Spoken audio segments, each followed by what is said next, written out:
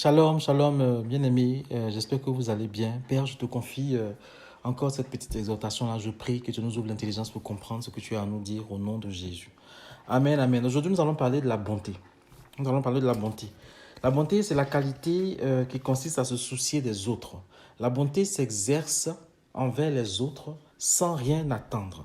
Et la racine grecque du mot bonté est agathos, qui se traduit par bonne constitution ou nature, utile ou encore salutaire, bon, agréable, plaisant, joyeux, heureux, excellent, distingué, droit et honorable. C'est tout ça là, la bonté. Elle comprend la pureté, elle comprend l'innocence, elle comprend l'humilité, elle comprend la compassion, elle comprend la miséricorde et on peut encore en citer. Le contraire de la bonté, c'est la méchanceté. Donc pour exercer la bonté, il faut être humble, il faut être compatissant, il faut être miséricordieux. Sinon, on ne peut pas exercer la bonté. Amen, amen. Donc comme je l'ai dit, le contraire de la bonté, c'est la méchanceté. Amen.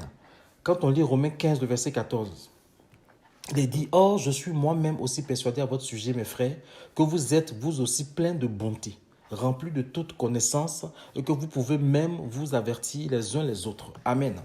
Dans ce verset-là, on voit que Paul parle de bonté et de s'avertir les uns les autres. Quand tu es bon avec quelqu'un, quand tu veux le bien de quelqu'un, sans attendre quelque chose en retour, c'est ça la bonté. Celui qui a la bonté aura de bonnes dispositions, de bonnes intentions dans son cœur. Elle nous empêche de faire les choses avec des motivations impures. Alléluia. La bonté fait que notre motivation intérieure, même pour faire quelque chose, elle est pure. Une personne qui a le cœur bon est comme un enfant. On voit cela en Matthieu 18, 1 à 4.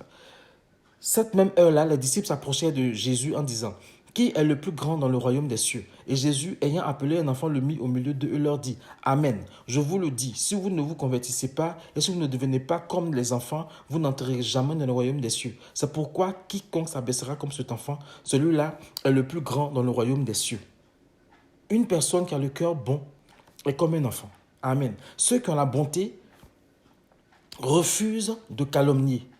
Ceux qui ont la bonté refusent de diffamer les autres. Même si on leur fait du mal, ils rejettent la justice propre et préfèrent se retirer en douceur. Amen, amen. Ceux qui ont la bonté ne se font pas eux-mêmes justice. Alléluia. Que le nom de Jésus soit béni et que Dieu nous donne d'exercer vraiment la bonté. Amen, amen. Quand on lit le passage de Matthieu 1, 18 à 24, je ne vais pas lire. À un moment donné, on dit, mais Joseph, son époux, étant injuste et ne voulant pas l'exposer à une disgrâce publique, résolut de la répudier secrètement. Et dans ce passage-là, le mot qui est traduit par juste signifie aussi raisonnable, signifie innocent. Or, on a vu au début de mon exhortation que tout cela forme la racine du mot beauté.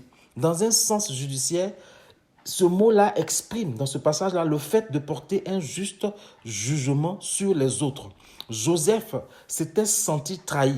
Il s'était senti trompé par sa femme, par la femme qu'il aimait. Mais au lieu de la dénoncer aux anciens pour qu'elle soit lapidée selon la loi de Moïse, il proposa de se séparer d'elle discrètement afin de lui éviter la mort. C'est ça aussi la bonté.